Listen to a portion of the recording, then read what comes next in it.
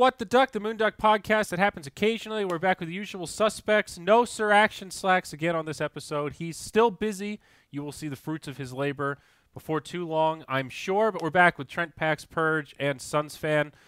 Boys, how are we feeling here? Tuesday afternoon. I'm pretty sure Slacks has taken a break, by the way. I don't think he's been doing anything for the last 6 months. Just is that what I think that's the real ruse. Yeah. A proper holiday. Okay. But he still managed to put out 2 short film contest videos, right?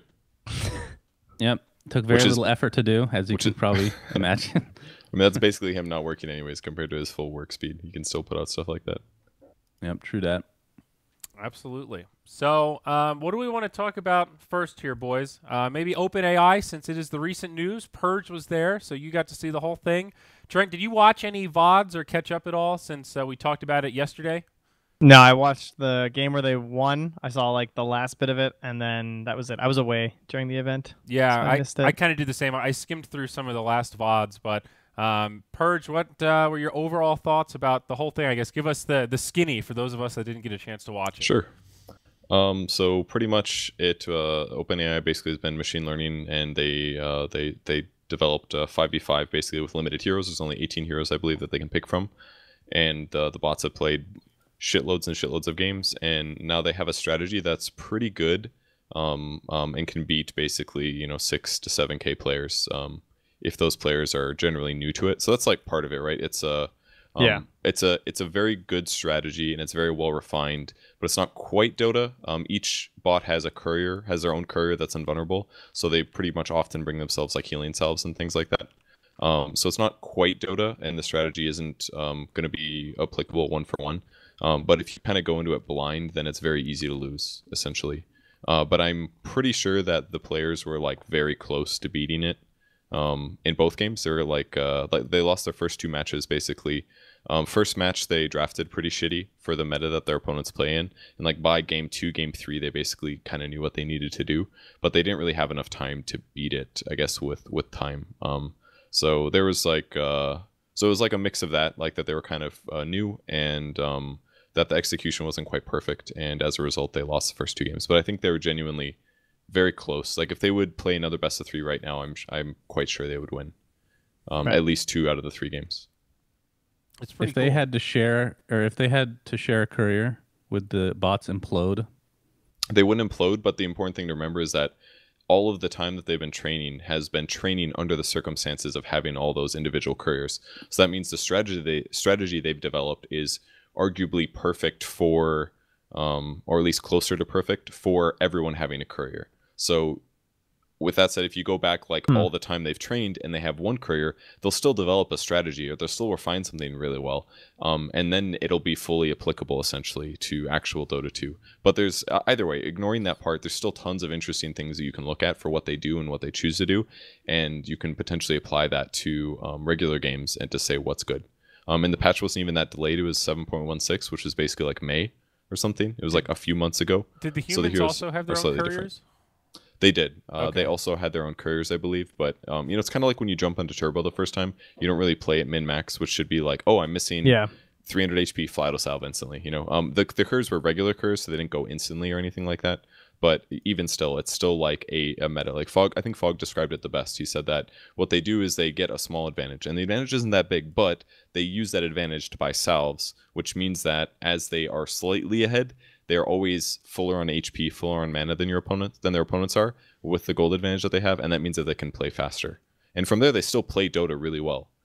As a whole, like teamwork wise, it's really good. I was listening to Blitz talk about it, and he said that it's completely different watching on stream, which is really true. You see top down, you're like, oh, this is obvious what they're doing, but when you're playing in the game, they're very often not visible. Like you very rarely see their heroes until it's too late, until they are death pushing. So it's like completely different to actually play against it versus to watch it on stream. So it looks kind of easy on stream, but when you actually play against it and you're a good player, it's difficult to always know exactly what to do and to not make any mistakes.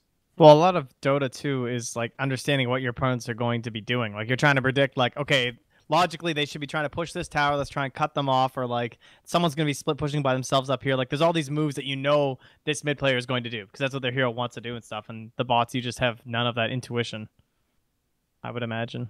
Yeah, and there's a lot of, you could definitely see a lot of places where the bots were actually just stupid. Was very clear. Like, I think the third game showed a lot of that, but the more obvious ones were they would press smokes all the time. Like when it wasn't necessary, they'd be like 4 heroes hitting a tower, and one of them would press a smoke. So it was like there's weird stuff like that where they hadn't quite fully worked that out. They would clump sentry wards a lot. They would clump observer wards a lot in the same place, in mistakes. So there's little things like that they did that were just not good. And I think the third game was also interesting because it forced them into a weird playstyle and heroes that they never win with. Didn't they leave heroes alive on like 1 HP or really low HP a couple times? Enemy, like they purposely left their enemy heroes alive? Yeah. Did that happen at all? I don't think so. I don't feel like I ever saw that. If they had an opportunity to kill the hero, they would kill a hero. I see. Yeah, there were some posts saying that might have been happening, but then I saw other people saying, I don't think it's happening. I think he just lost vision. So there was some debate, basically.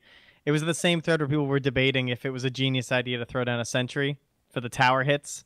And then people in that thread were also saying, like, oh, and they're intentionally leaving them alive. But really, when people looked at the replay, they were just like, oh, okay. They just couldn't see him. Yeah, and I know there was sometimes they'd use sentry wards to get vision on juking heroes, to trade that off, and there were times they'd place sentries under tower.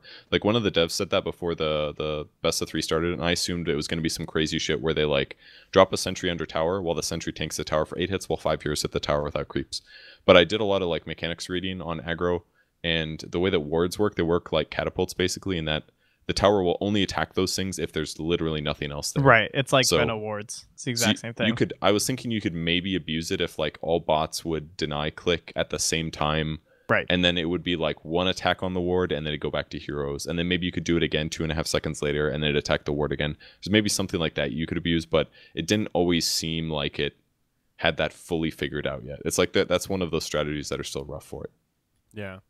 It's kind of cool how much it's grown as well, because we got a glimpse at OpenAI once before already, and that was very limited compared to what we're seeing now. And it's kind of cool to think this time next year, what are those bots going to be doing, and how much more quickly does that accelerate? And like, how far off are we from bots that can actually play just regular Dota with maybe half the hero pool? That's where it gets really interesting, I think. Did my video crash? I can't find my Zoom window. No, you look good. No, it shrinks down sometimes. It's a classic. I have no idea where it is. I can't see. It's going to be some little black spot somewhere on your 2 monitors. That happens to me all the time when I'm on Zoom. I see it. I found it. It says Andrew Campbell. Yeah, exactly. You have to max it again. I see. Okay, thank you. Yeah.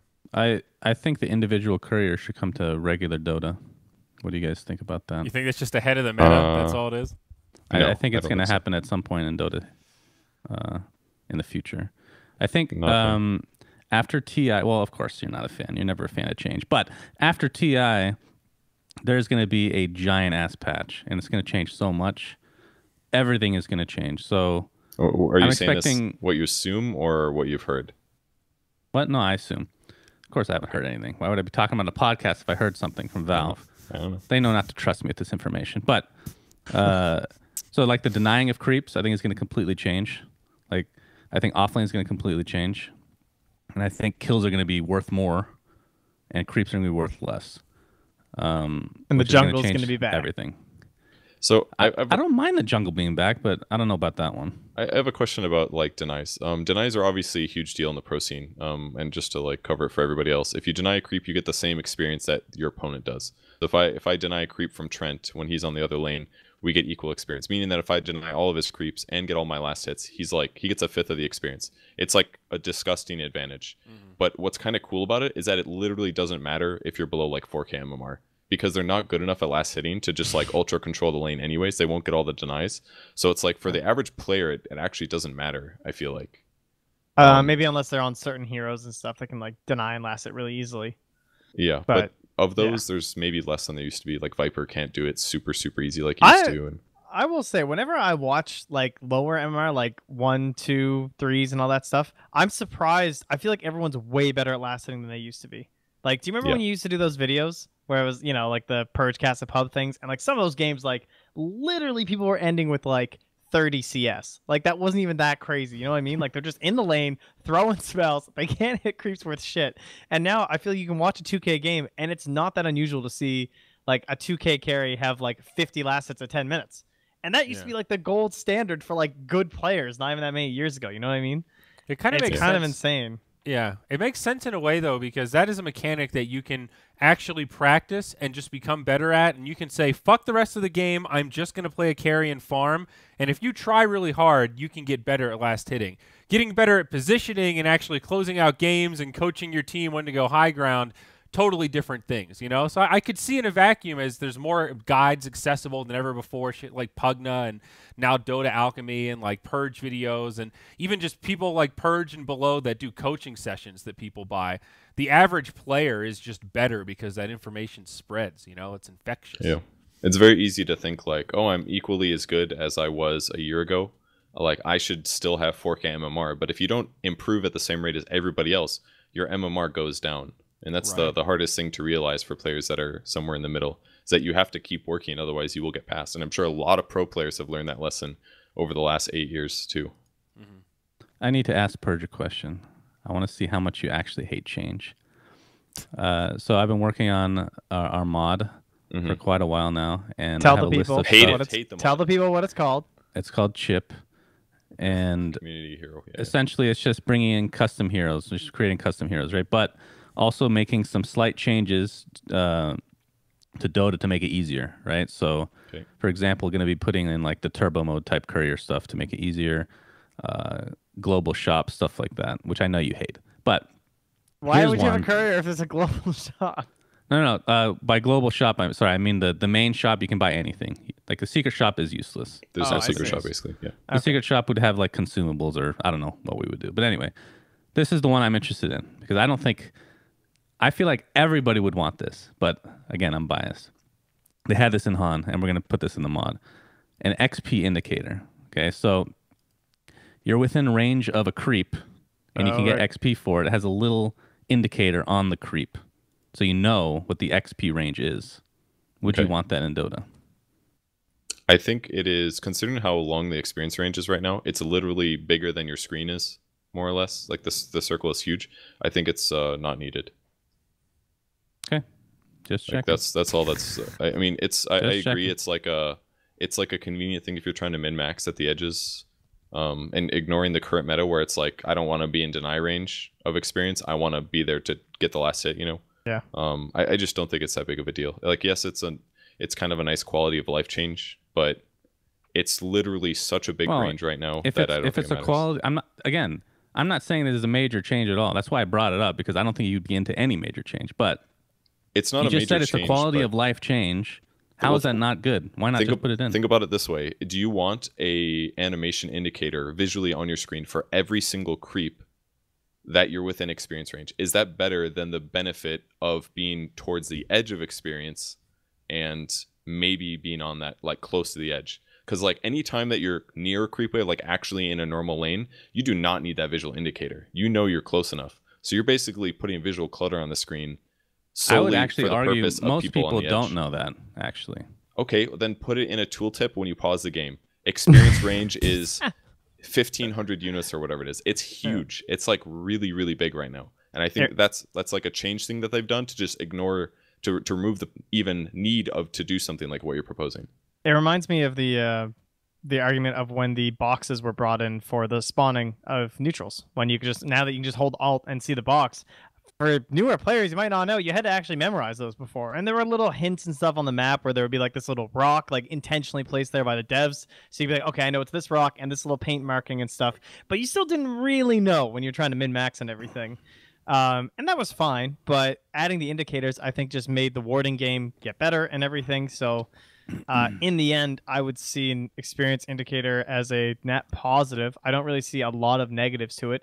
It actually increases the skill cap in some ways. Like, people thought that the ward markers would decrease the skill cap, but that's not really true because it changes the meta of wards, right? Like, you can now min-max it to a point where, like, maybe there's these, like, super sick spots that you know that they have to put 2 sentries to guarantee to find or stuff like that now. You know what I mean? You know what the greatest change to Dota is in the last 2 years? Is the stun indicator.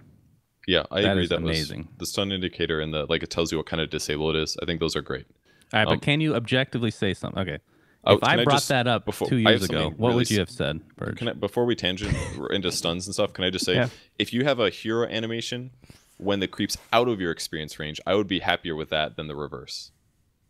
Does that make sense? Because then you'd only see creeps. If the creeps are too far away from you, then you see an animation like that tells you that you're out of experience range. If they're within your experience range and there's an animation that shows you're going to get experience, then I think that's too much visual below. But if you're far away, then maybe it's okay not showing. But I don't think it's that needed. I think it's like a small problem to solve. Whereas like the ward one was amazing, much better, much more useful, extremely hard to learn kind of a thing. And so your question was about the stun bars. What were you saying? Yeah, what was your impression of those when it first came out? I love the stun bar indicator, the stun duration indicator. At first, I was a little like, oh man, now I'm not going to know my disable timings, but people still mess that stuff up all the time. And there's sometimes that like overlapping thing where you're not really sure when it's going to end because other people stack their stuns, and it's like, oh, this little silence bar is ending, and now there's going to be a stun bar. But I think it's just super nice because it tells people what they're disabled by, and they've gotten a lot more consistent with like roots will always prevent a movement ability like blink. I think fixing things like that and making a visual indicator has been a really good change. I don't think I'm as curmudgeon-y about Dota changes as you think I am. I am definitely curmudgeon-y about couriers. I'd be pretty upset. Yes. I think it should be risky to bring out your courier. I think sniping an item off a courier is pretty important. That would be like the biggest nerf to bounty hunter of all time. I think as a support player, wards being on the side would be super broken and pretty dumb, personally, especially if sentries were there. That would really hurt like all on the invis side. items. What do you mean on the side? Like if you could buy them side shop. If you could buy sentries anywhere but the main base, because that's detection, right? Pretty important. And I think warding, like, it's important that you have your wards prepared. Like, that's a big part of Dota, and it's a big part of playing support. Like, it would be so stupid to just be able to grab some observer wards after you win a team fight and go ward their jungle. Like, you're supposed to have those wards before you won the team fight, so you're ready in that good position to go ward the jungle. And that was an opportunity cost that you spent not on a magic wand. You know? Like, there's things that should just be prepped as a support player. It's planning ahead as well. Like, you need to plan ahead, and if you know what to do and you plan ahead, then you'll be more rewarded than somebody who doesn't plan ahead. And the other example I think was when they removed phase boots from the side shop. They removed phase boots and orb of venom, and I think the reason they did that was because if you're winning the safe lane against an off lane and you get a kill or something and you pick up an orb of venom and then you pick up a phase boots, the lane's fucking over. Because then instantly you have bonus 24 damage, you have mobility advantage, and then you have an Orb Venom to also chase them. So it's like having everything just always be available at the side shop. It's like as soon as you get any advantage, it instantly translates into the items. And that can sometimes make things feel a little bit too oppressive and less fun to be on the other side of that. So there's just like stuff like that. I think secret shops are good because it forces people to move around the map in interesting ways. Maybe not amazingly interesting, but bounty runes being there, heroes are going to go in those places because there's something there that they need. And it probably causes more team fights and more engagements and more heroes fighting each other. And ultimately, I think that stuff is good. If Secret Shop died, I wouldn't be super upset. I wouldn't be super upset, but I think it's positive, personally. Yeah. And they always like tilt it over time and like change what items are in the side shop or what are in the secret shop to try to make some of those things easier. Like before side shop, getting your boots was fucking awful. It was like everybody wants boots, has to wait for the courier to fly out. That shit sucked. But now that you can buy it at side shop and you can buy magic sticks and you can buy TPs at side shop, I think that is like I feel like that the side shop basically solves most of the major issues that you're complaining about, in my opinion. Do you have any other massive suggestions post TI? Or is that it? Well, these aren't for post TI. I just think that they'll happen eventually. Right. Although I have been wrong about one thing. I originally said when Dota started that they would put mana bars in, which they still haven't. So I guess that's never going to happen. Yeah. But never say never. Under the health bar? Isn't for enemies. Yeah, for enemies. Because you used to not get either. I think it's just so polarized. You know, I don't know that change is any more massive than the stuff you're talking about, but it just has such a charged history behind it. You know, that's one of the oldest debates in Dota that's still potentially relevant. I think it's died down quite a bit, but that's true. What's it like in League? Do you see both for enemies and allies? Yes, I think I have no idea. Okay. Probably. I believe so. In Han, I only bring up Han changes because I know what worked in Han and what could translate to Dota theoretically if people were open to it, I guess. I don't think I'd care too much about mana. It would just be another thing like a stun indicator. I would put them on about the same level, honestly. I super disagree there. Really? You don't think it's the same? There's no way. Do you think it's more important? Disable indicator was like so important actually because there were so many little nuance differences between skills. Oh, But between like roots whether or and not stuns, you know mean? somebody has mana or not is not as big of a deal because But isn't it the more exact same situational. thing? You just have to click the hero. Because that's what you did when before stun indicator. I just clicked the hero and said I'd watch the little magic missile thing going, and that's how I time my next stun. Yeah, but you know, Purge, you know which ability does that. What's more important? What do you mean? The stun indicator was by far the most needed thing, in my opinion. It solved a lot of Dota issues. Okay. I thought you meant impactful. It was like both, I guess. Like it was impactful and needed because it solved all those newer player problems. And even like higher player problems, maybe not as much because I guess you see the timing. And yes, I can look at my icons and be like, oh, that was a magic missile. Let's find the magic missile icon. But if I don't mouse it over, I don't know that it's a stun, you know? And if I get hit by like 4 different abilities at the same time, and I can't use blink, I might not have any clue why. But at least now it'll be, you'll get those patterns like, oh, I got frostbite. I'm rooted, you know? I guess what I'm saying is I think people use the same complaints against the stun bar saying it lowered the skill cap, but I think that I don't see how mana bars are going to lower the skill cap anymore. That's what I'm trying to say. Mana bars will lower the skill cap a little bit because then you're always going to know if somebody's out of mana, for example. Right. Like but there's for so right many now, times. theoretically, you should be doing it anyway, just like you should be clicking on them to look at the stuns before we hit the stun bar. But there's a completely different barrier of like how fast is it? How much knowledge do you need to take that information? How confusing is it? And stuns and disables are so much more confusing considering there's over 100 heroes and there's items and icons that people have to memorize. That is so much harder to know than like clicking on somebody and looking at their mana bar. Like that is like that barrier is like you could just do it and the average player knows they can do that, but they just don't do it. So it's like an easy thing that's behind a little paywall, whereas the disable stuff was like a giant paywall that takes a lot of knowledge. And like same with warding. Those are like issues that are much harder for a brand new player to solve easily. Whereas the other players can just like, I'm gonna check their mana, and most of the time it doesn't even matter. You don't even need to know what their mana is if you're gonna fucking kill them anyways. Right. Is the point. So the argument that I made, this is like really old, by the way. This is when Dota 2 came out originally. And they put in the little ticks for health, which was a big deal, right? Now you know exactly, in theory, how much health somebody actually has. You can even have the number instead, right? Like, I don't... So for that to be okay for the community, it's just weird that the mana, everyone at the beginning of Dota, I don't think that people care that much anymore. But I see your point. It's just completely different. I guess I would argue that a green bar showing only percentage of health is misleading, kind of. And that one's just more important. Every hero dies. Every hero like that's like an absolute basic of aspect of the game. Kill enemy heroes. Will they survive? And like you can estimate based on how much damage your character does.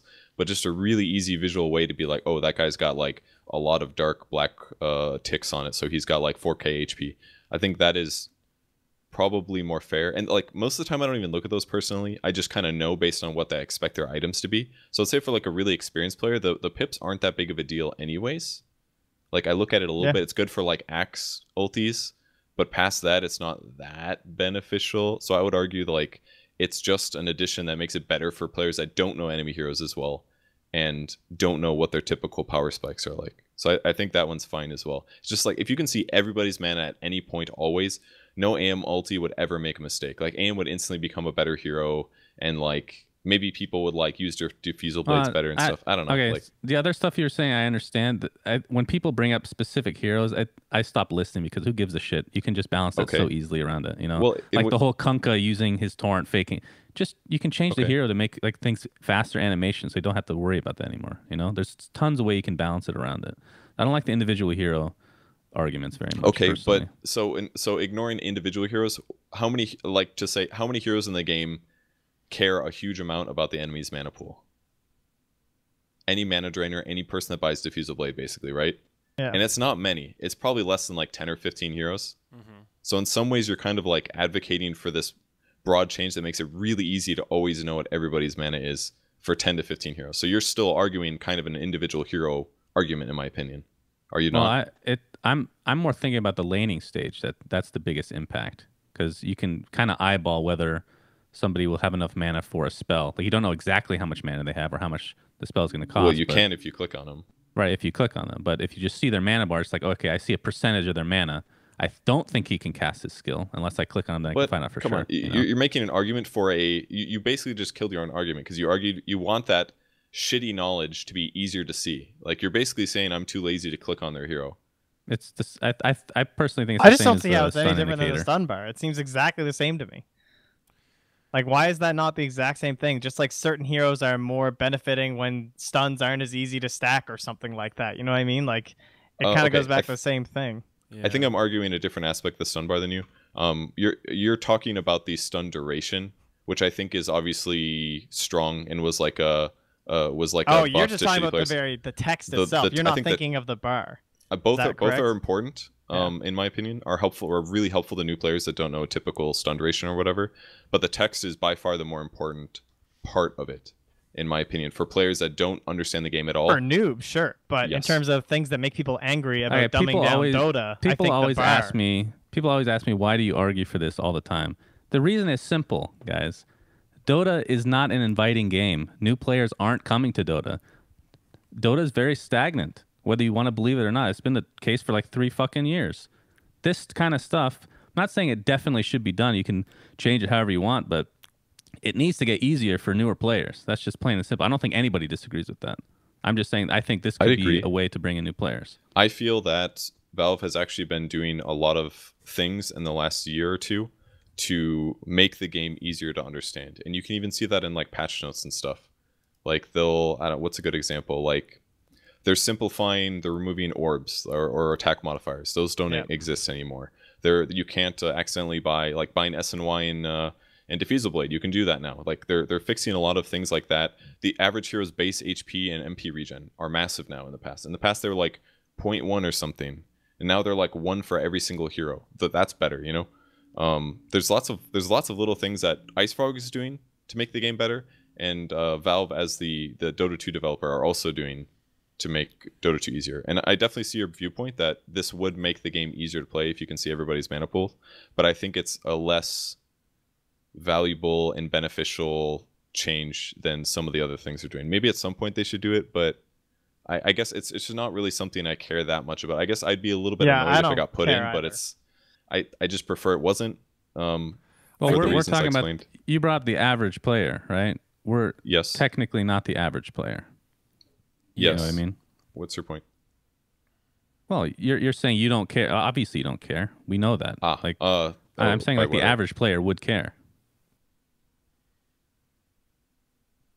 Maybe they would also dislike it. I mean, it's basically like, do you want it to be easier for players that are too lazy to click on the enemy heroes that are literally on their or too lazy to look up the boundaries of a neutral camp? Yes, like it's actually. I want to hear what Zyori thinks because I know he played Han. Well, so like I think the new player argument is an interesting one because I don't disagree with the conclusion, but I think those resources might be better spent in other ways of helping players get over that knowledge gap. And I definitely agree with Purge's side of the stun indicator helping that knowledge gap because you realize right away, oh, I'm stunned, or oh, I'm slowed, or oh, I'm silenced, or whatever. That really does help new players connect the dots more quickly.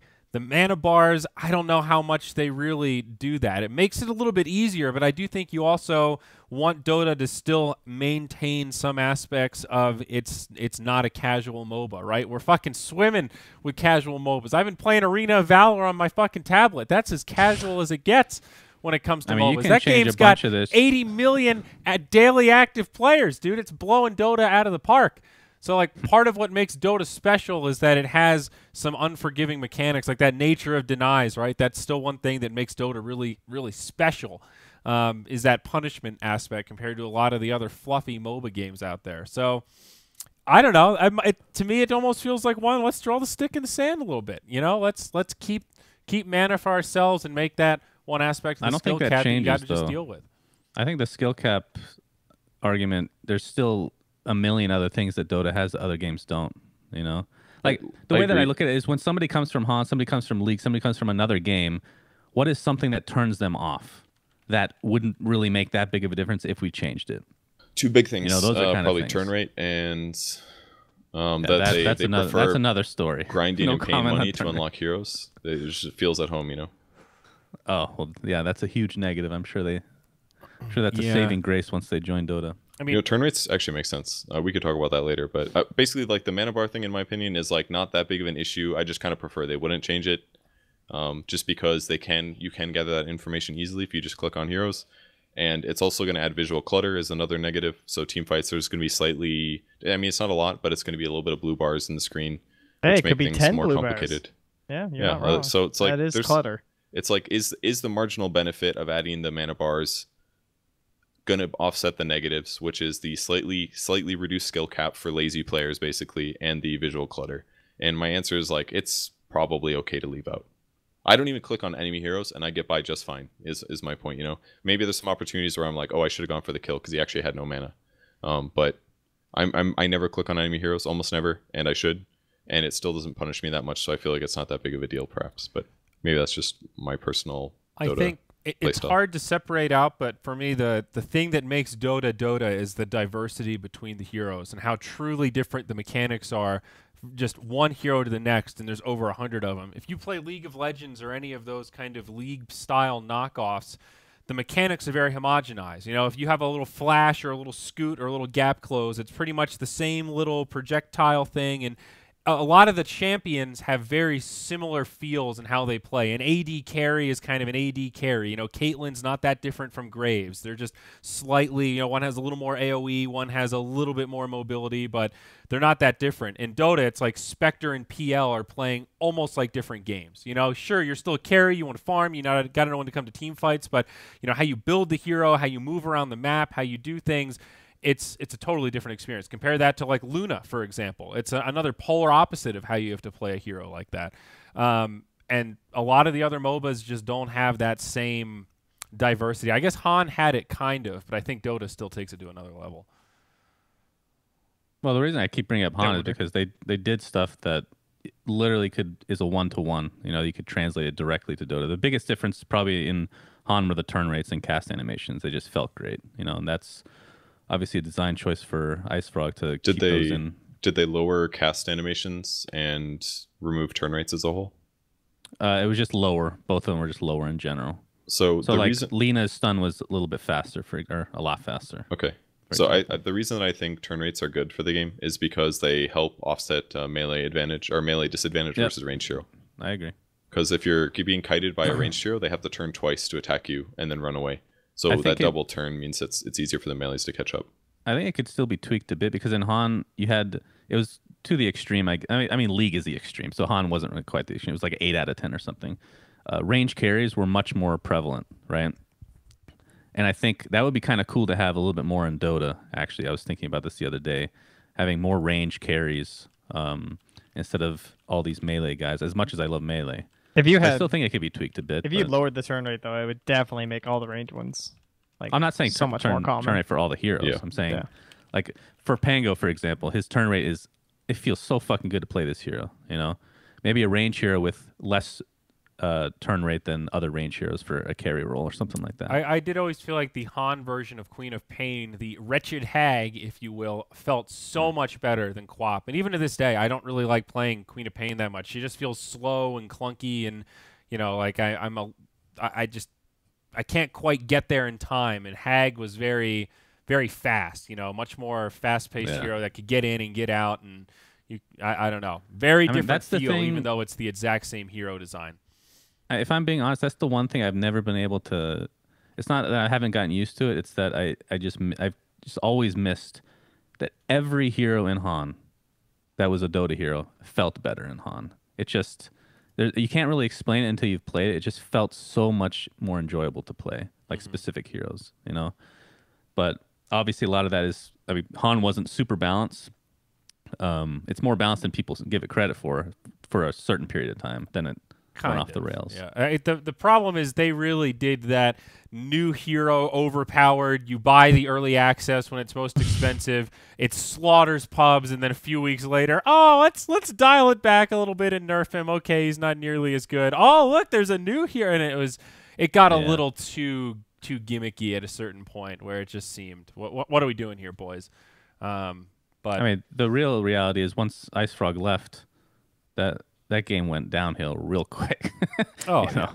Real design was just the balancing was not very, very strategic, and I think it was really telling that so many of the Dota heroes that they ported were still relevant in the meta for so long, even after they had added so many new custom S2 heroes. It just spoke to how crappy the hero designs were. I would love to see Purge play some Han, just to see his reaction. And Trent too, actually, because we talk about it so much. I don't think you've ever played. Sure, I've right? never played. I've never even seen a game of Han. Oh shit, dude! Wow. It looks kind of like a better version very of Warcraft dark. 3 whenever I see it. Yeah. Do you Very guys dark art. remember when there was? Oh god, what team was it? I know Ice Ice Ice played. They did that crossover. Was it teams? Was he ever on Team Zenith? And they did like a show match. It was a pro Han team versus a pro Dota team, and they played in Dota, and then they played in Han. And they settle it in the league for the third game. Yeah, what was the third game? It was real dumb, but maybe this was. They also did this challenge where Ice Ice Ice and some other Dota players played against some pro Han guys, and they just got slaughtered. And they tried to use it as a marketing thing that Han had a higher skill cap, and that's why the Dota pros couldn't keep up. It was really just because they didn't practice. Yeah, not a surprise. Brilliant marketing. Well, I just checked the mechanics, and Pango has one of the fastest turn rates. You can turn around in 0.09 seconds, and the slow heroes are 0.188, twice as long. So, and apparently he doesn't have to turn to cast his spells either. Man, that's I was saying this when he came out. He is. Oh yeah, that's what I mean. He's a Han hero. He's literally just feels like a Han hero. Well, and I wish more like heroes were like that. You need to play Batrider, Bristleback, Faces Void, Lifestealer, Pangolier, Phoenix, and Shadowfiend to have an equal turn rate. I like Shadowfiend. Oh man, Phoenix is going to lose that turn rate. That's a good nerf for that hero, actually. So you can't turn around and keep doing with stupid fire spirits. Yeah, that hero's everywhere right now. I'm behind that change, Trent. I'm annoyed by Phoenix, guys. Very nice. So, well, let's talk about something a little bit lighter, guys. How about Immortal 3, huh? Who was excited to get some beautiful, shiny cosmetics that were awfully familiar, weren't they? I was excited. I mean, Collector's Cache 2 I thought was super sick. They basically, correct me if I'm wrong here, Shannon, because you know way more about the workshop than me, but they kind of went through and grabbed some of the coolest sets ever. Am I not wrong here? And threw them in a Collector's Cache. It has the Night Stalker bug one and the Enigma one. Oh, with right. That's sick. Let me open my compendium and look at it again real quick. I actually forgot the Night Stalker bug set was even in the game. Shit. Guys, how do I get one of these? Do I have to wait till next year? Night Stalker is real. Can you sell those ones? No, they're very rare. Is it only for the ultras? Yeah, you can only sell ultra rares. Oh, is this is the one in the store, right? Sorry, I'm forgetting the names. It's the Collector's Cache 2, right? Yep. Yeah, okay. Yeah, so this one, I think people were disappointed with the cache that we were in, which had our... Was that the first one? The Wraith King set? Yeah. And then a lot of people thought that these, like the cool, quote-unquote cool sets that a lot of people voted on were going to be in the Dota Plus, like added to Dota Plus, which I don't think they ever did. But instead, they just made an entire chest of a lot of them. Some of them are just like random throw-ins, but I think specifically the Dragon Knight with like the horned head was one that tons of people voted on. The Magnus one is fucking insane. Do you guys see this Magnus one? It's like it's very active. It like the thing I don't get with these chests is some sets are like this, right? This Magnus set. Yeah, that could be an ultra rare. Yeah, and then you have like a Nyx set that's just like any other Nyx set. So, but yeah, the guy that made Enigma, that's been in the shop for a long time. He had to change it a bit recently to be able to get in the game, but it's obviously super legit. And yeah, the Night Stalker, like you said, a lot of people voted on that as well. So I liked that one a lot, I guess. And then Mortal 3 came out, and there was the Witch Doctor Ultra Rare, and the very rare was the Quap one, and then the rare was a 50 bundle pack, and then there's 6 average ones or whatever. And I think the problem was that when people opened the Treasure 3s, a lot of them didn't get what they expected. I think I opened about 46 or something. I made a video. I think it was 46. I opened 46 and I only got 1 rare bundle and 1 very rare bundle. And in Immortals 1 and 2, I got a shitload of things. I basically got 1 ultra rare, and I got pretty much 1 to 3, 1 to 4 very rares, and I got like 4 or 5 rares in both of those. So it was a different amount than I expected. And it turns out I wasn't the only one. Yeah. Oh, wow. And then so basically I didn't get any of the rares for the third chest either. Yeah, and what level is your compendium? 700 something. So part of the difference is that there's less Immortal 3s. And also when you bought that bundle pack, it gave you like 12 treasures and a bunch of levels. but that it didn't give you treasure 3s. It only gave you treasure 1s and 2s. So that's part of it, is that people are not realizing that they had like an extra what 12 they need immortal is 1s and 2s. They need to add a stat saying how many of those chests you've opened, because I have no idea anymore. Oh, I think there's a website I found, like it's a Steam one, where you can look up what your current drop rate is. I think they added it because of some of the Chinese laws, maybe. So you can see like how many you've opened without an open, or without a rare drop, I think. Yep, and it shows you each category. You can even see the percentages on Wikipedia now. That's interesting. I didn't realize how many levels recycling items gives you, but holy shit, I gained like 200 levels. Good lord. It's a waste of money, probably. It is. It's probably not the value play. It depends on what you want your value out of. So if that's what you're recycling too, right? Hey, my recycling got me the PA rare, so I'm happy. Okay, but look, the way that I look at it is like, if you have 6 Immortal 3s, you're going to get each of the base sets, which is great. You're pretty much extremely unlikely to get anything else. But the difference between like 6 sets and like 40 sets, there's like not much in the middle. It's like, yes, you get more of those base sets, but technically the marginal value of each one is very low. Unless you're recycling, then that's probably fine. Or if you're saving them for a year to sell them, which is my current plan. But until that moment, it feels bad, you know? So when people open that many sets and they don't get the very rare or the ultra rare that they expect to get, like I'm like level 1200 compendium and I didn't get the ultra rare, I was definitely sad and disappointed. I was like, I opened 40 of these and I didn't get the set that I wanted, you know? So it was a bit of a bummer. But so there's like Reddit drama for like days, basically, with people complaining and like giving their anecdotal data. And Valve looked into it for a while, and they felt that it was probably anecdotal. They wrote a blog post about this. I don't know if anybody saw it or not. Yeah, I should probably post it in the chat. I actually did not see that. I didn't realize that it got that far that they made a post about it. Yeah, because basically the first 2 paragraphs are like, we had ideas for what was wrong, and we thought there was just selection bias for people, but we dug and dug and dug, and eventually they did find an error. But they said that impacted, I think it was people that opened a large quantity of chests at once or something like that. Apparently it did something to the escalation. I think that's what it was. Or maybe it was just a large quantity of chests, period. It says, but who opened a very large number of treasures, causing the drop rates to not escalate as quickly as they did last year. And since the volume treasure 3s were lower than the other 2, it was a more visible bug to players. So it was a combination of bias because you had less treasure 3s. I think you don't even start getting them until like very late in your immortal levels, I think. It's you do get 1 at the start, I think, but nothing past that for a while. So then what they did to fix it, they said they're running re-rolls for players on Immortals, Immortal Treasures 1, 2, and 3. I don't really know what that means. But when they put the blog out, I ended up getting a Witch Doctor set drop that I wanted, and I also got another Wraith King sword. So I was happy, but... Have you ever seen the Michael Scott Paper Company when they talk about the variable pricing model versus the fixed pricing model, and Michael Scott says, crunch them again. And he says, that's not how it works. It's just a program. Just do it. That's basically what Valve did. They just crunched the numbers again, and suddenly you had items. So, I didn't get items, though. I was sad. From what I know, I have anecdotal tales as well. Like I have a whale on my friends list who's like level 12,000. I don't think he got that many extra things. Like he only got like a couple things extra. So I don't know. I have no idea how their simulation works. But regardless of that, you always have to remember the other benefits. They also took in the complaints of people complaining about the level 615, the one where they released the old Immortals, but they made them green.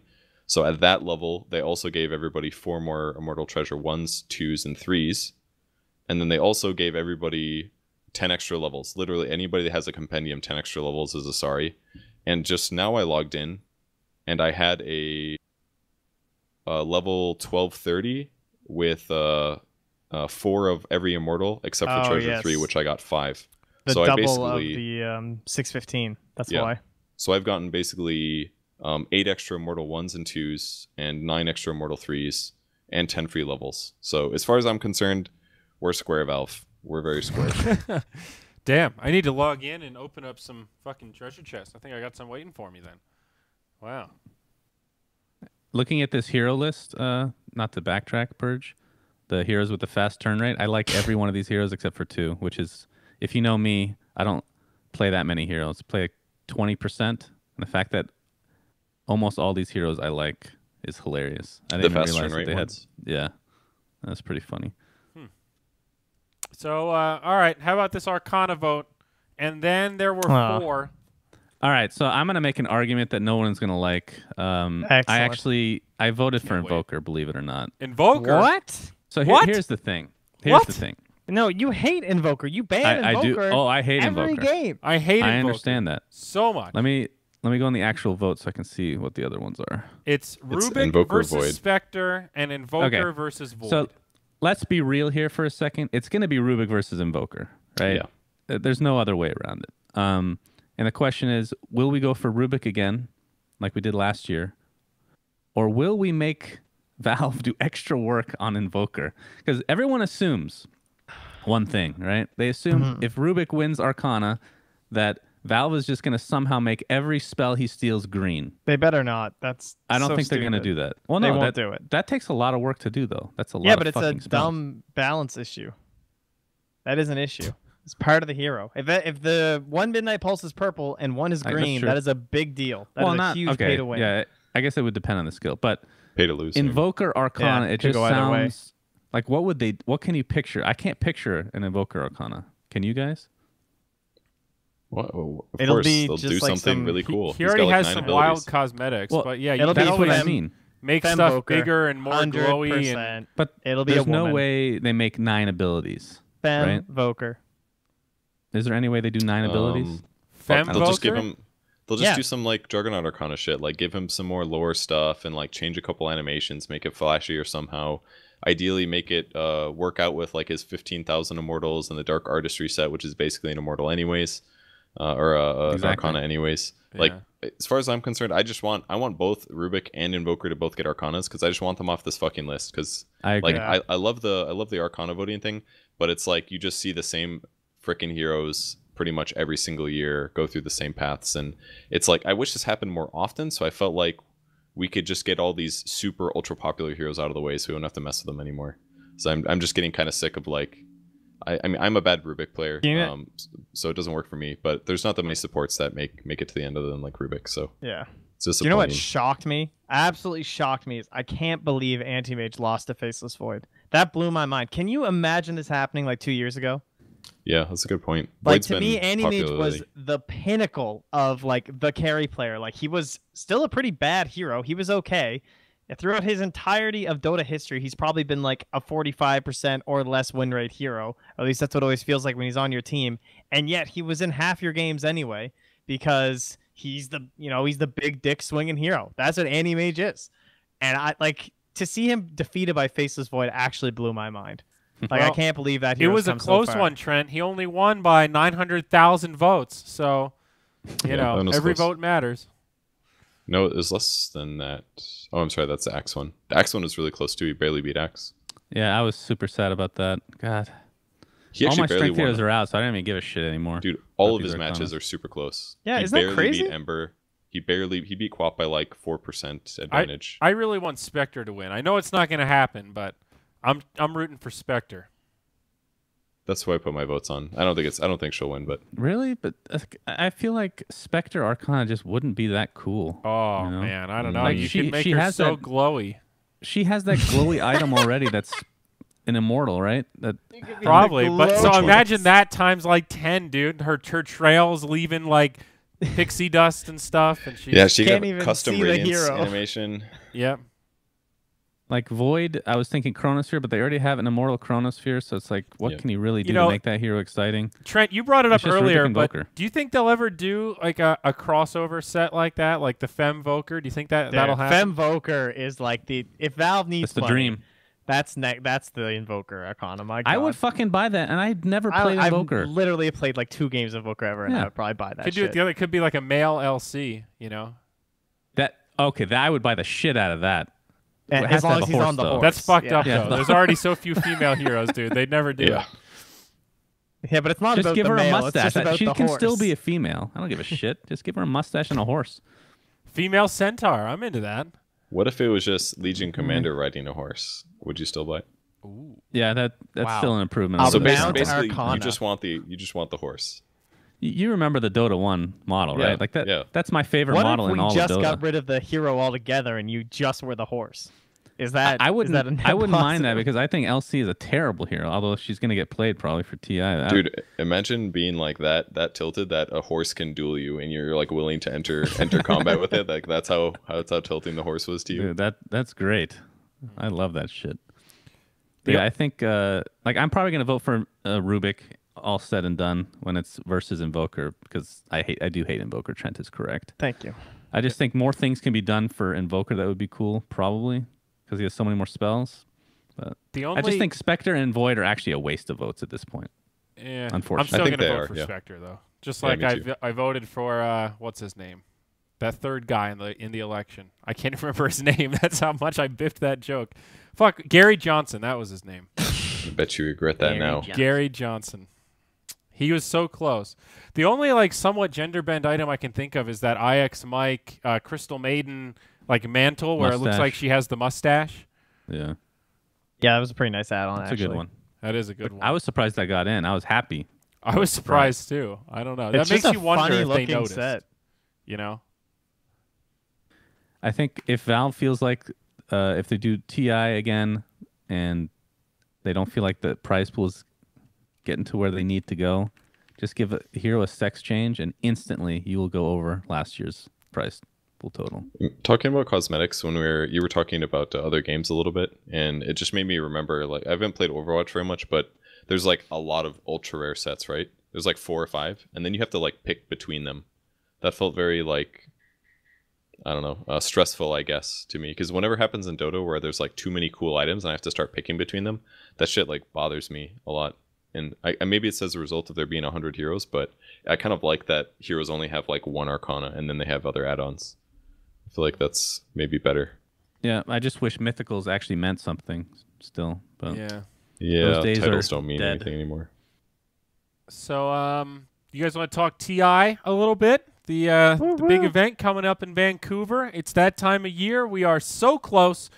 1-2 weeks away from talent heading out. A lot of teams already in Vancouver, boot camping, getting used to the time zone, getting some of that fresh Canadian air.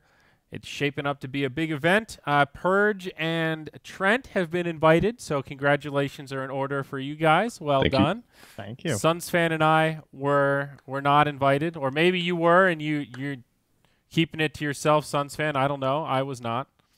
People assume I was invited and I turned it down. Why the fuck would I turn that down? I heard that rumor. I was like, well, maybe. I don't know. That's a Suns fan. Good. He rascaled it. I have no idea where that came. I was reading that a couple places, but no, not this time. I think We it's should because say you said decoded it. you made a statement saying like I've chosen not to attend TI or something, so it kind of as made a it sound like spectator. I yeah, don't know. no, but it kind of made it sound like you were invited. I kind of thought you might have been. I just didn't ask. Nope, not the case. Wow. Well, there you go. But I'm still going. I guess that Suns fan is not, now that we've got clarification on that. So Correct. Yep, I'll be there. You know, it's funny because I was thinking back. Usually I have like, you know, kind of an entourage. Like Trent and I have been buddy-buddying at TI the last couple years. Oh, hold on now. Entourage, a.k.a. guy with the backpack who carries the T-shirts. Yes. That's guy. part of the entourage, dude. You're part of the caravan. Where am I now, baby? I can't wear a backpack while I got a suit. What am I going to do? No more fucking tripod, bitch. No more camera, bitch. No more T-shirt and hoodie, bitch. What am I going to do? Maybe next year, Trent. And he's Maybe not next going. Year, buddy. Mott's not going. Everyone, Suns fan is going. Everyone else is invited. I got Purge's YouTube video editor. He's going to be my bad guy this time. That's He'll take your cash. Yeah, I'm excited to meet him actually. Isn't Buka going? I'm sure he'd love to help you out, Zayori. I think Buka is going. Last time I asked him, he said, "Yeah, save me a spot, but I don't know which days." So big commitment from Buka this year. Excellent, excellent. So shout out to JJ, by the way, also invited. Yeah, that's congratulations. True. Yeah, well done, the Observer front. But no, it's going to be a lot of fun. We got an Airbnb like right across from the venue. I'm going to be there a little bit earlier. I'm hoping Media Day is the same thing as last time. I'm doing a little bit of interview content. We're going to do some Moonduck IRL streams in the morning. I'm going to do a Moonduck in the morning, the walk to the venue before the stream starts. You know, you got to hit that early crowd. Dude, I love that stream. Did you read that Reddit thread about there was some building that had like 3 or 4 flights of sewage in it? I did. Yeah, we're good. That's not okay. I just wanted to make sure. I just wanted to make good. sure What? you read that one. There was like a building near the arena apparently that like filled up with sewage because there was like some like plumbing issue, and some Dota player that was working on the plumbing of fixing it posted a thread just to be like, "Hey guys, you may want to double check this isn't your Airbnb." Is what That's he did. pretty funny. Yeah, I did not see that. Some people probably got hosed where they're getting it fixed, but I'm all good. Your editor though did bring that up. He was very concerned. He linked the article. We've got a Discord Okay, group good. going. That guy's organized. I like it. But it's going to be cool. So team-wise as well, I think this is one of the most competitive, exciting TIs yet. I don't know if I've ever been this excited at this point of like, you know, I want to see what's happened in the group stage. I want to see how these teams match up. What are you guys thinking, man? What's the overall feel for TI8, first year not in Seattle? I'm looking forward to see if, like last year, there's a lot of hype around the possibility of a 2-time winner. And now we have a pretty realistic chance at a like 2-team back-to-back title for Liquid, which would be pretty incredible. Yeah. Considering no one's even done it twice before, and these guys might even do it with the same 5. Same 6, I should say, with Heen, because he's still been coaching the whole time, too. Yeah, that would be pretty crazy. Because I mean, after they won last year, I thought about this like a day ago. I thought about Matoma Man saying like, "I feel empty inside." Right?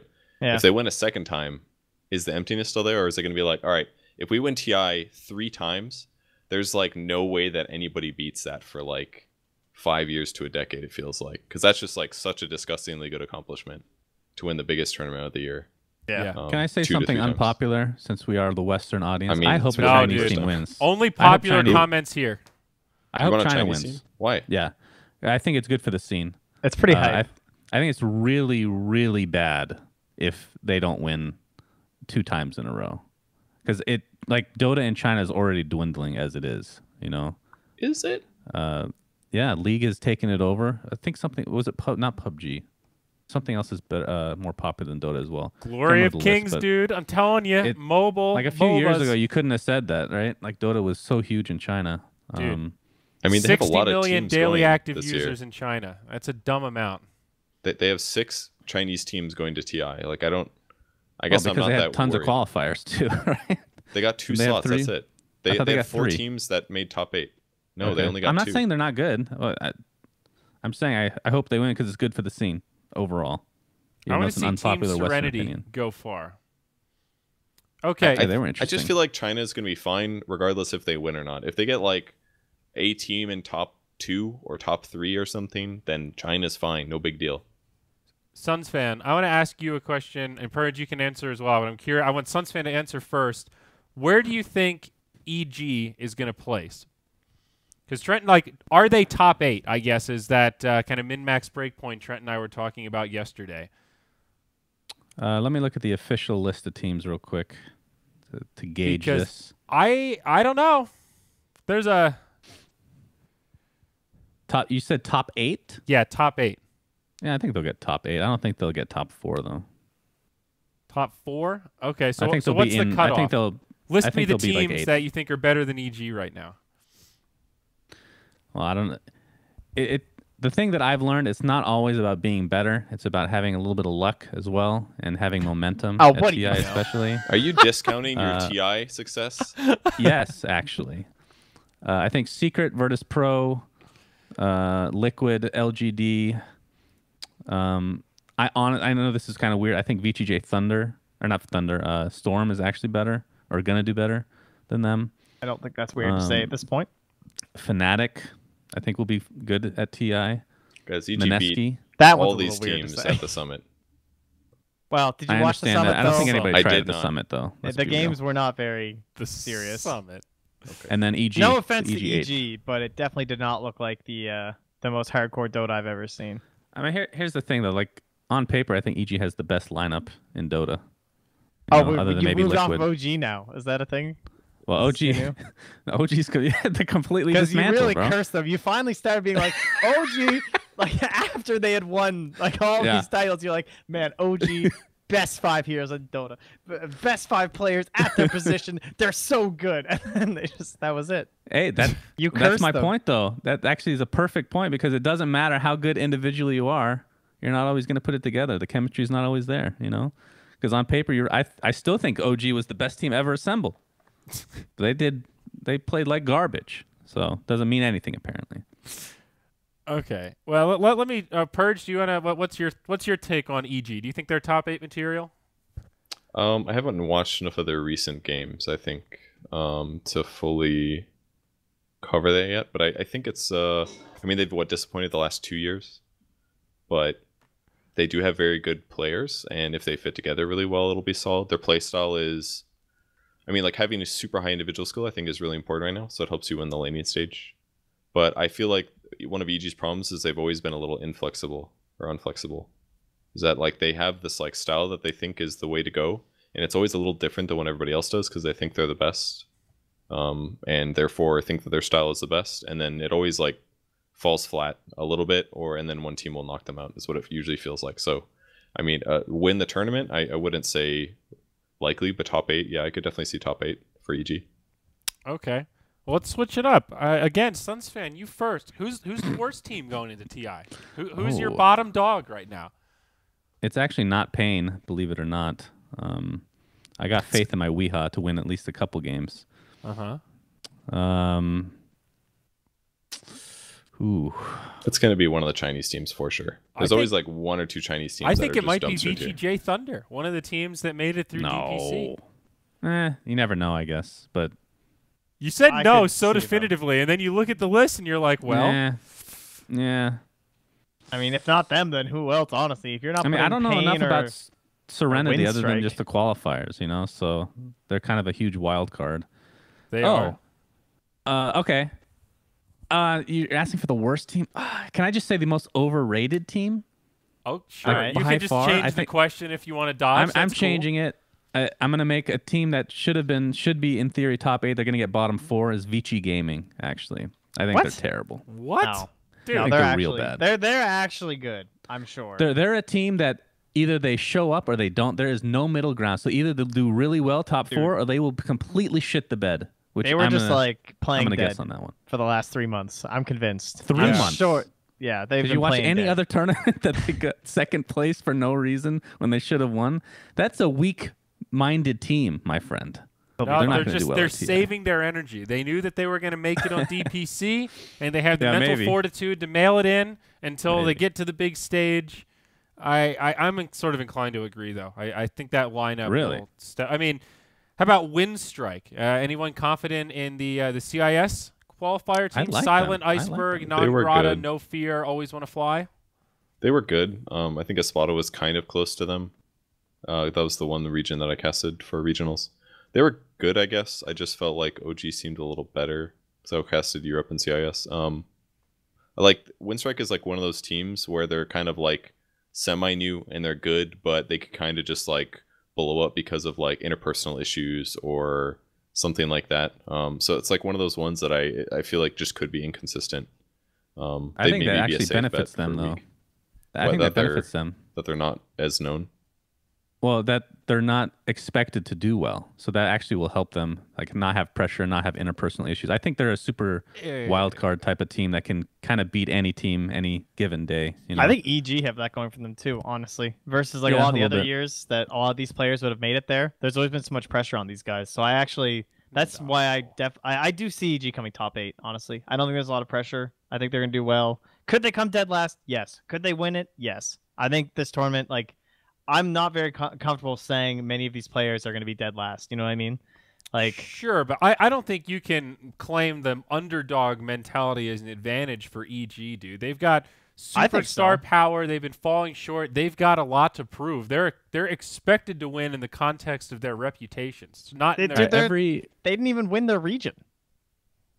Right, but they're all so successful as players that there is still that expectation of like, okay, this is the all-star lineup. The boys are going to get it together. Like, you know, how are they underdogs? I know they haven't been performing. I'm not saying underdogs in terms like Windstrike are underdogs, dude. They've got that crazy like this is like potentially once in a lifetime. A lot of us haven't even qualified for this before. This is incredible. We've got nothing to lose just being here as a prize.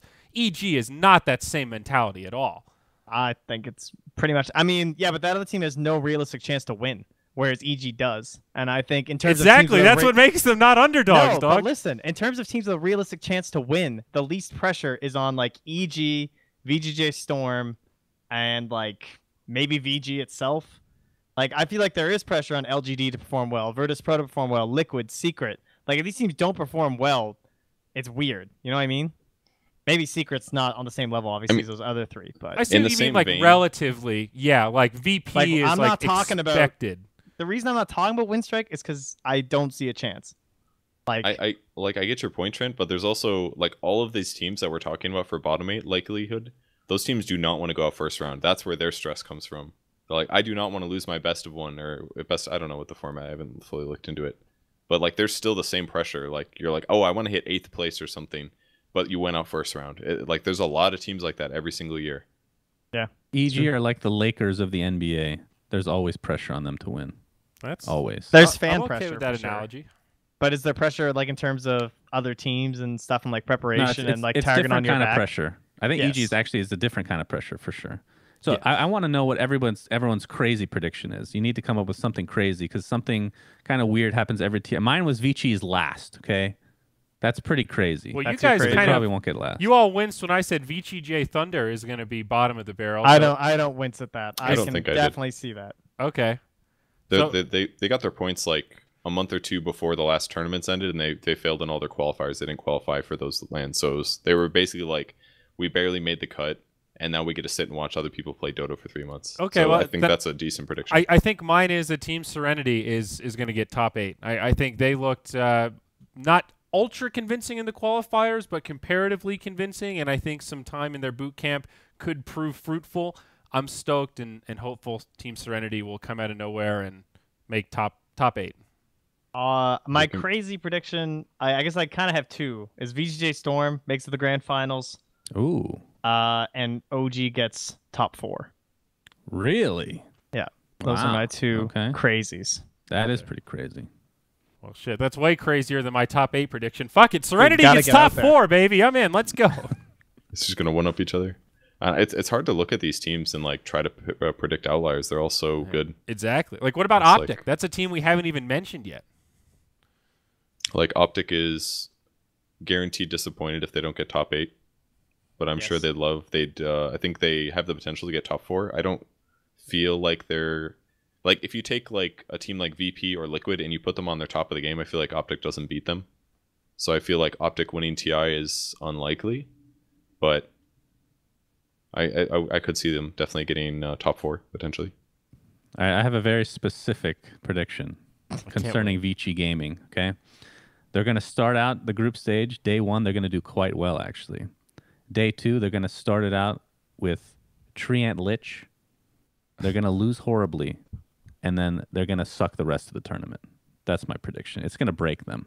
They're going to draft Treant Lich first phase, and they're going to win. And they're going to win. Hey, at least I get something right, you know? Yeah. My last crazy prediction will be that Grant will be casting lower bracket finals. My boy. Whoa. Get him, Grant. If it's I don't NA. actually know Only if it's anything. NA. There are If it's three. NA, they just pull him in. They kick everyone else out. It's just Grant. Get Just him solo in there. casting in lower bracket. Does anyone have confidence in TNC Predator? Yeah, those guys are legit. Are they? They've been a little up and down recently, huh? They're in a few of my predictions, I think, for like most kills, kind of some classic TNC Dota, but they are extremely hot and cold, but I do not view them as having a very high ceiling. I feel like they'll do worse than their C brethren in Mineski and probably Fnatic too. Yep. I'm actually most unsure about Mineski out of all the teams, probably. At least the invited ones.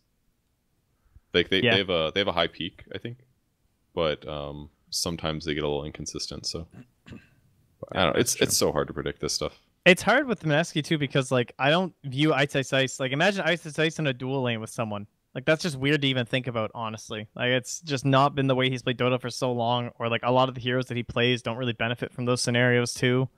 Mm-hmm. So, and I feel like the team, it doesn't revolve around him nearly as much as it used to, for sure. But I don't know. I'm intrigued to watch them play more of this Dota. Yep. So, and I always love this data piece, but the country representation, no surprise, China, 27 players.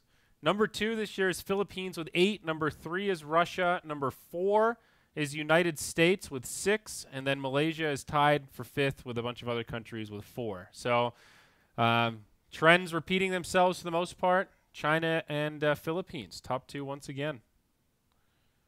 A lot of Asian representation at TI.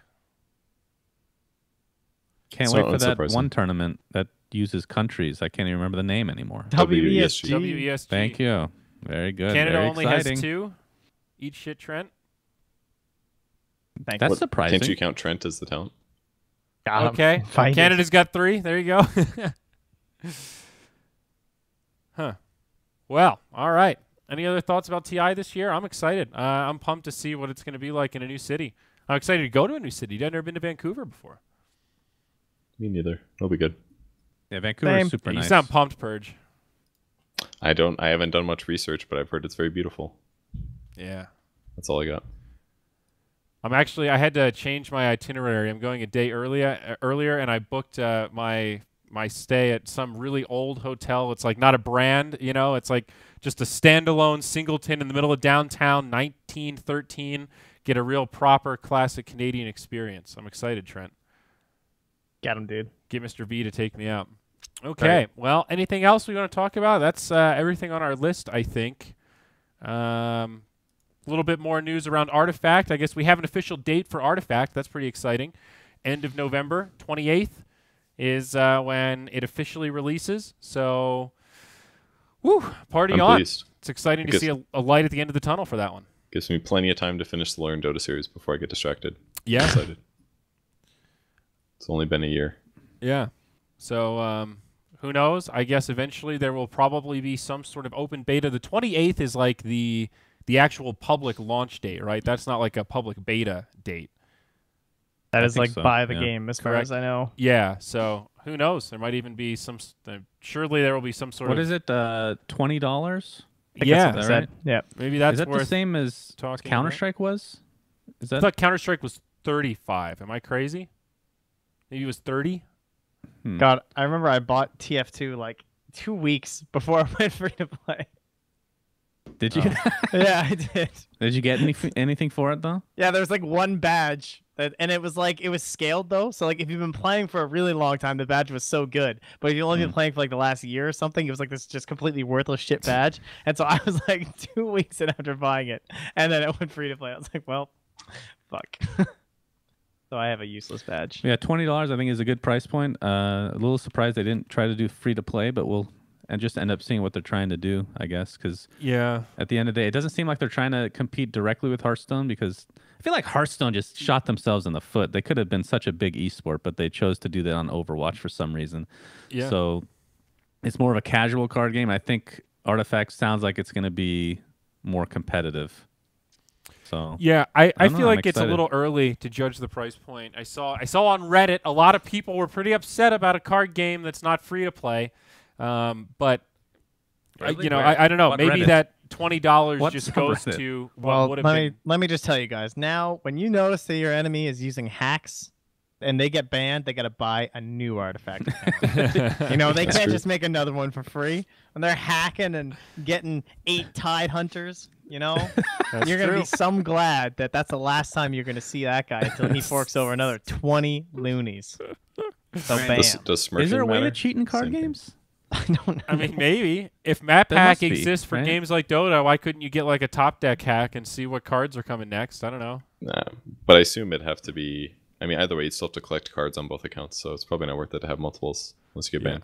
But, you know, maybe it's like that $20 is just what you would have had to spend in packs anyway to make the game worth playing. I mean, I don't know. You have to see how they're going to structure it. Maybe that has, like, entries into tournaments or something if the game's going to be more competitive. You know, I was seeing there's a thread on the Artifact subreddit about the theory of how much it's going to cost to get every card in the game. And based on, obviously, we don't have all the information, but Hearthstone is fucking expensive. I didn't really realize how expensive that game is. Like, they call it free to play, but to be able to actually, like, you have to grind for a long time to be able to technically get every card, where it's kind of like League in a lot of ways, right? Mm-hmm. So if it ends up being like $60 to $80 to get every card on release, that's not too bad, actually.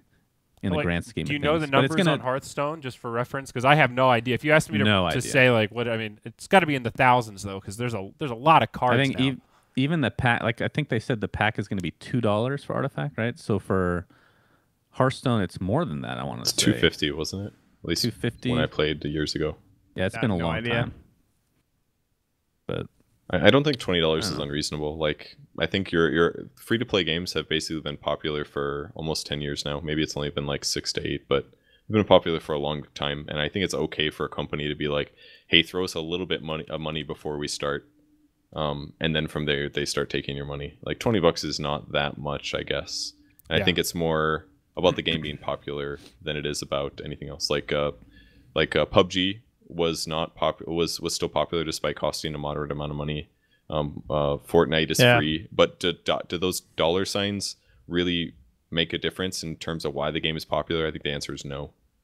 Unless it's like a really like easy mode game, which is made just to be playable for everybody, then it doesn't matter. I think it adds a barrier of entry a bit, but I mean I agree for the most part.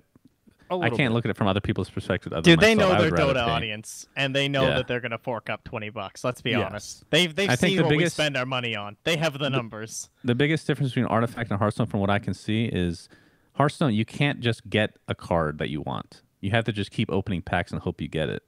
Where Artifact, you can. Something about the marketplace being able to sell cards. You can just buy certain cards. I assume that's what they're gonna do. So that makes it a lot easier to create decks that you want. And that is a key difference, right? Like, Artifact is going to be a trading card game, whereas Hearthstone is, by definition, a collectible card game. TCG versus CCG. So that's the drawback of the Hearthstone one. It's a little bit more random, and you can't trade. So yeah, you just have to make it. Right. Like, if you want a certain card, you have to make the card. Like, you have to kill certain cards. Like, you have to kill a lot of cards to make one. And I gotta use my dust on the card here, everybody. Yeah. Thank you. Yes. Go ahead. Yeah. That's great. So, yeah, but very excited. I'm pumped. It's going to come at like the perfect time, right? We're going to have TI, and then we're going to have our little break after TI. We'll get settled into this new season of Dota. We'll get tired from those first couple of LAN qualifiers, and then we'll be right into some Artifact. It'll be like a Dota dream come true. Christmas come early, if you will. Yay. Sweet. All right. Cool. Well, what do you guys say we wrap this thing up? Any closing thoughts? Anyone, by chance, have a story they'd like to share at the end of this podcast? Cool. No. I didn't think about prepping a story. I'm sorry. I know. I've nothing forgotten exciting as is well. happening. My whole life is just baby shit no one wants to hear about. So, sorry. I would love to hear it. I mean, basically. I mean, funny things happen, but tell us a baby story. A baby? Oh, I mean, did I ever tell you guys the projectile shit? The poop jokes on What the Duck? Yeah, I know. I'm sorry. I love this is what a baby is. I'm sorry. It's basically half of what they do. When he was like a month, maybe not even a month old, maybe only been like 3 weeks old or something like that. So we have like a change table, and it's very common, obviously, when you're going to change the baby, that he will piss upon you. I mean, it's pretty much expecting. You got to be ready. You got to know when it's coming. You got to be able to like just slap something down on top of him, make sure you're not getting piss all over yourself, because it happens all the time. And anyway, so we're pretty good about that. So we'll have like an extra cloth there to just whip out and grab when he starts pissing, and everything's fine. But one time, and this has only happened once. I thought it would happen more, but this was 3 months ago, and it hasn't happened again since.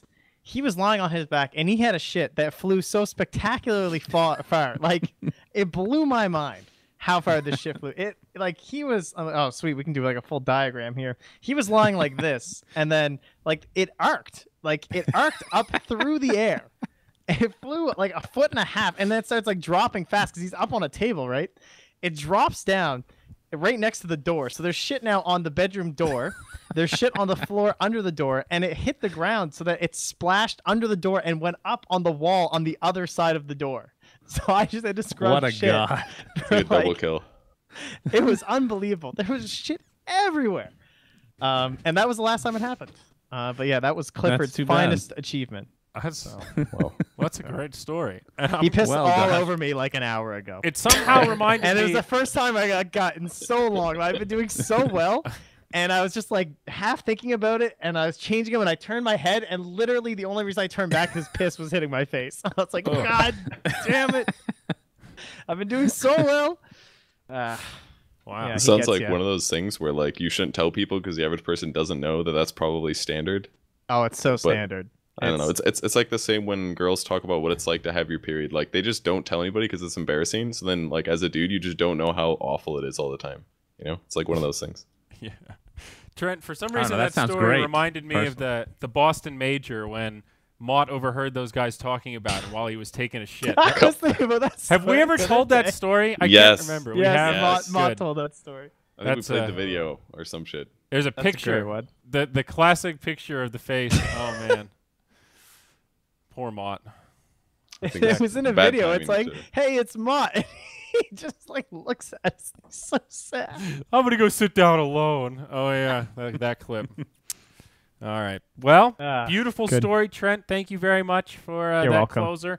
Guys and girls, that's the end of another What the Duck. We're not going to have another one before TI. People are taking some time and then shipping off. But will be an exciting year. Again, we'll be doing Moonduck IRL at least a couple of days in the mornings, and I'll be doing some interview content. Outside of that, I'll be around the venue, so if you bump into me or anyone else, feel free to come up and say hi. We're very friendly. We're excited to meet you. Isn't that right, Trent? Yeah. Absolutely. Come say hi at TI. Yeah, come say hi at TI. All right. We'll see you guys next time on What the Duck.